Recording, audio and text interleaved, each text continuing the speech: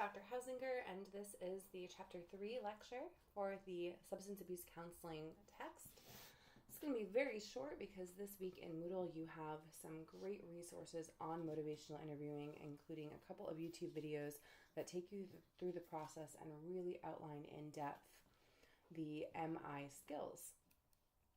So today we'll just be providing a brief overview of what this looks like, and then you can look at the specific materials. So this week's objectives for MI are to outline the motivational interviewing counseling strategies, simulate the spirit of motivational interviewing, implement the use of motivational interviewing across a variety of treatment settings, and explain motivational enhancement counseling strategies. Okay. So first off, what is motivational interviewing? Well, we need to look at the difference between the old paradigm of working with substance abuse clients versus the emerging and current paradigm with working with clients with substance abuse issues. Motivation previously had been seen as denial, a lack of motivation. So if a client wasn't ready to make a change, they might have been seen as being in denial, and you're not going to be able to make a change until you want to make a change, and you have to hit your rock bottom.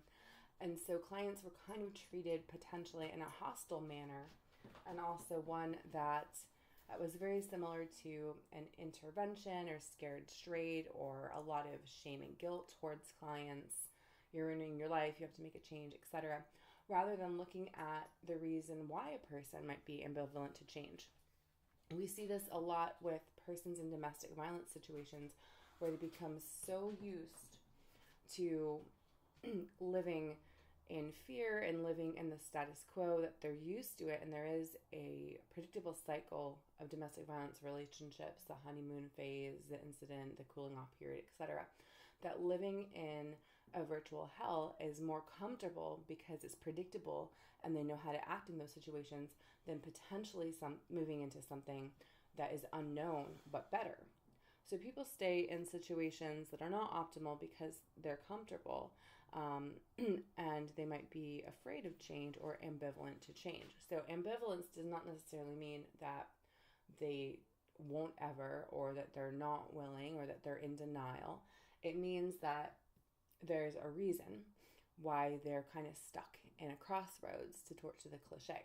So if we view ambivalence as, this is the sticking point, if we can explore this, then we can help the client explore collaborative options for making different choices. Okay. So motivational interviewing is a goal-directed and client-centered counseling style, and it's based in person-centered counseling. The father of that, of course, is Carl Rogers. And it was really developed by the scientists Miller and Rollinick. And William Miller is an addictions expert. He is a professor, and he has done many clinical trials, and he's published books and many different lectures about motivational interviewing, and he is the king of motivational interviewing, so to speak. So MI helps clients to explore and resolve ambivalence. So if we look at the word ambivalence, you see ambidextrous, meaning that a person uses both hands. So ambi meaning kind of we're both. It's a natural state where clients get stuck between changing and staying the same. It's basically a moratorium. We're stuck in the middle.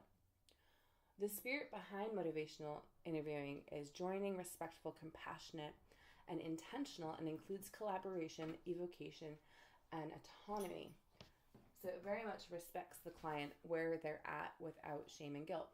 And studies have shown that the number one deciding factor that's self-reported by clients, whether or not they feel that their therapy or their clinical counseling intervention was successful, is the empathy of the counselor. So that is huge. We've probably all experienced a time where we had a helper who was burnt out.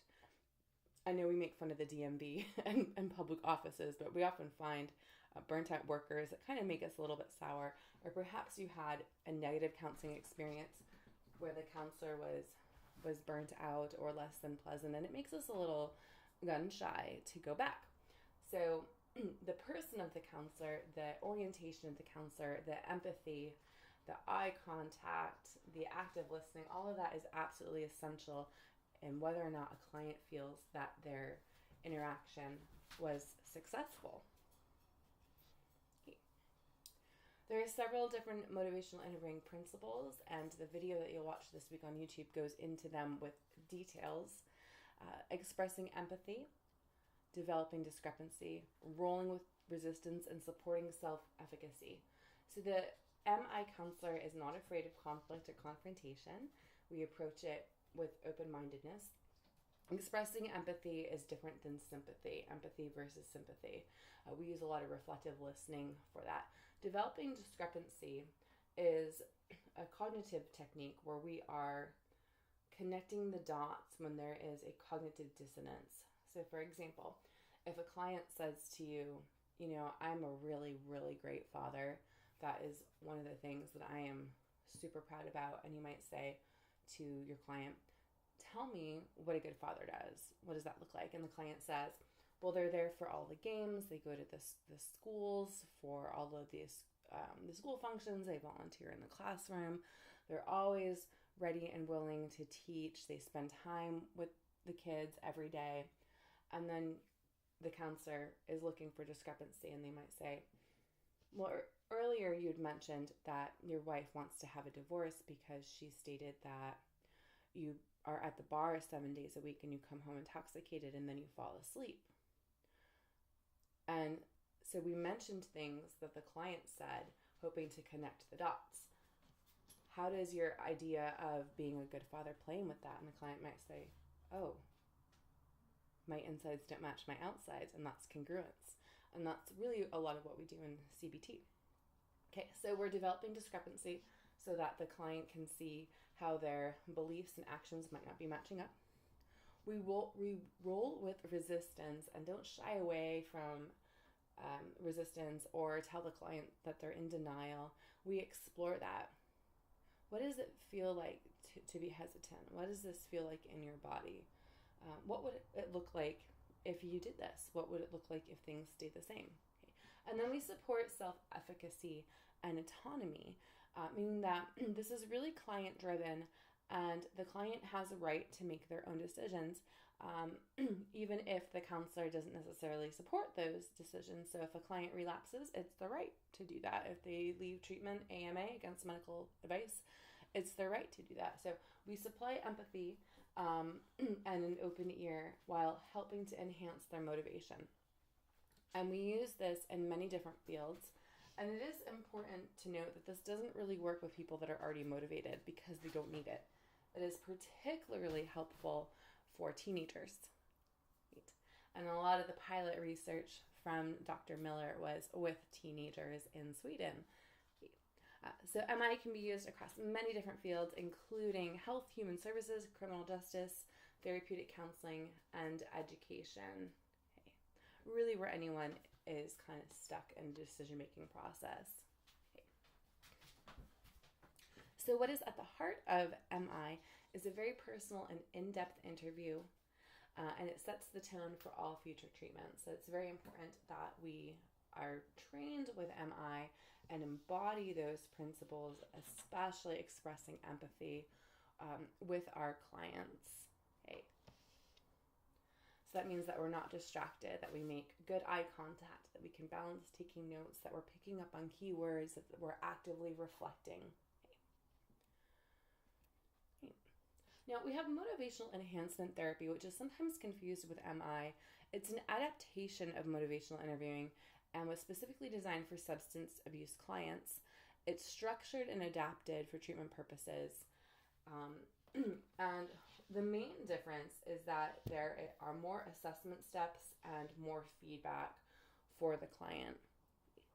It is also delivered in a non-confrontational manner, and that is essential to both MET and MI. So you're not necessarily, when we're developing discrepancy, you're not challenging the client and saying, well, you lied or you did that. It's nothing like that. We are trying to connect the dots and help the client explore different options in a client-driven yet collaborative way. So we're very much partners.